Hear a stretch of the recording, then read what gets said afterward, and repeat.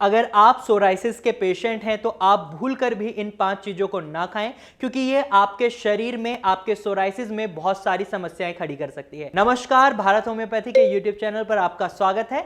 तो आज की इस वीडियो में मैं आपको ऐसे ही 5 चीजें बताने वाला हूं जो सोराइसिस के पेशेंट बिल्कुल भी नहीं खा सकते, अपनी डाइट में इंक्लूड नहीं कर सकते, क्योंकि ये उनके सोराइसिस के पैचेस को एग्रीवेट कर देती है, सोराइसिस की प्रॉब्लम को बढ़ा देती है। तो सबसे पहले, अगर आप अल्कोहल का कंजप्शन करते हैं, आप एक्सेसिव अमाउंट में अल्कोहल ड्रिंक करते हैं, तो आपको इसे बिल्कुल अवॉइड करना होगा, क्योंकि जब आप अल्कोहल का इंटेक करते हैं और जब आपके लीवर पर बर्डन पड़ता है तो ये आपके खाने को, आपकी बॉडी में मेटाबॉलिज्म के सिस्टम को ज्यादा एक्टिव कर देता है और इससे आपके लीवर के काम पर इफेक्ट पड़ने लग जाता है और आपका लीवर धीरे धीरे खराब होने लगता है। आपके लीवर्स में बहुत ज्यादा एंजाइम्स बनने लग जाते हैं और इसका रिजल्ट क्या होता है, आपके सोराइसिस के पैचेस एग्रीवेट हो जाते हैं और आपके सोराइसिस के पैचेस में रेडनेस आपको देखने को मिलती है, बर्निंग सेंसेशन हो जाती है, इचिंग की प्रॉब्लम आपको देखने को मिलती है। ये जनरली जो पेशेंट्स हैं वो ये सिचुएशन फेस करते हैं, लेकिन इसको वो नजरअंदाज कर देते हैं। वो सोचते हैं ये तो किसी और वजह से हुई होगी। लेकिन अगर आप अल्कोहल का कंजप्शन करते हैं,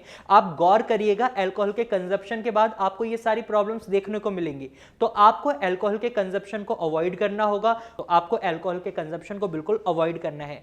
दूसरी चीज जो सोराइसिस के पेशेंट्स को अवॉइड करनी है वो है नॉन वेज डाइट। अगर आप सोराइसिस के पेशेंट हैं और आप चिकन, मटन या फिश ऐसी चीजें कुछ भी खाते हैं तो आपको इन्हें बिल्कुल अवॉइड करना होगा, क्योंकि नॉन वेज डाइट बहुत गर्म होती है और जब सोराइसिस के पेशेंट गर्म खाना खाते हैं या गर्म डाइट लेते हैं तो उनके शरीर में गर्मी बनती है और इस गर्मी से क्या होता है, उन्हें स्वेटिंग की प्रॉब्लम रहती है और जब स्वेटिंग उन्हें आती है तो उनके सोराइसिस के पैचेस में जब पसीना लगता है और पसीने में क्या होता है, आपके पसीने में होते हैं बैड टॉक्सिन्स और जब ये बैड टॉक्सिन्स आपके सोराइसिस के पैचेस से टच करते हैं तो क्या होता है, ये आपके सोराइसिस के पैचेस को इंक्रीज कर देते हैं, उनके जो इरप्शंस हैं उनके साइज को बढ़ा देते हैं, उनमें खुजली की समस्या को और ज्यादा बढ़ा देते हैं, आपको बर्निंग सेंसेशन महसूस हो सकती है। तो ऐसे में आपको नॉनवेज डाइट को भी बिल्कुल अवॉइड करना है। वहीं तीसरी चीज जो सोराइसिस के पेशेंट्स को अपनी डाइट से बिल्कुल निकाल देनी है, अवॉइड करनी है, वो है मसाले।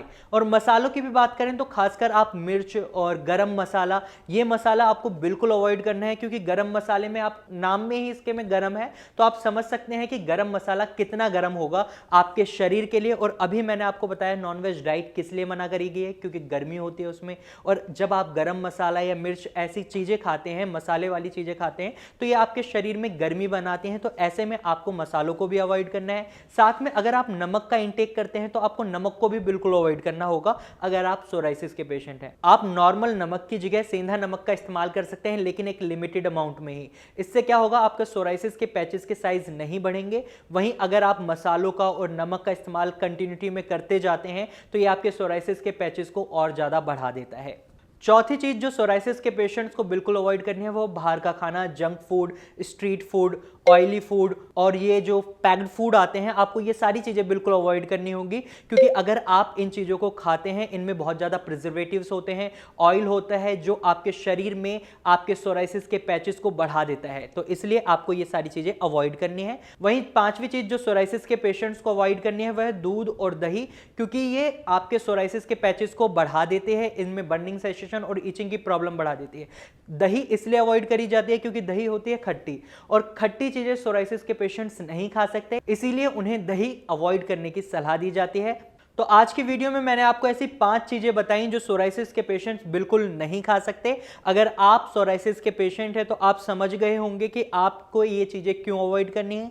साथ ही अगर आप सोराइसिस के पेशेंट हैं तो आप अपनी फोटोज, अपनी रिपोर्ट्स हमारे नीचे दिए गए नंबर पर शेयर कर सकते हैं और इस सोराइसिस की प्रॉब्लम से निजात पा सकते हैं, क्योंकि इसका ट्रीटमेंट अवेलेबल है। आपको ऐसा नहीं सोचना कि इसका इलाज नहीं हो सकता। कई बार क्या होता है, पेशेंट्स मन में ख्याल बना लेते हैं, कई डॉक्टर्स के पास जाते हैं, वो गुमराह हो जाते हैं, सोचते हैं सोराइसिस का इलाज ही नहीं है, लेकिन ऐसा नहीं है, सोराइसिस का इलाज है और ऐसा हमने किया है। हमारे कई पेशेंट्स हैं जिन्हें पहले ये लगता था कि सोराइसिस का ट्रीटमेंट नहीं हो सकता और आज वही पेशेंट्स एक हेल्दी लाइफ जी रहे हैं विदाउट सोराइसिस।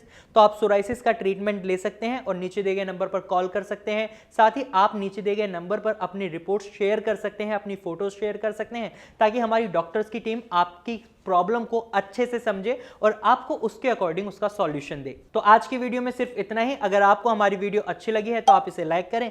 साथ ही अगर आपको ये जानकारी यूजफुल लगी है तो आप इसे अपने दोस्तों और रिश्तेदारों के साथ जरूर शेयर करें।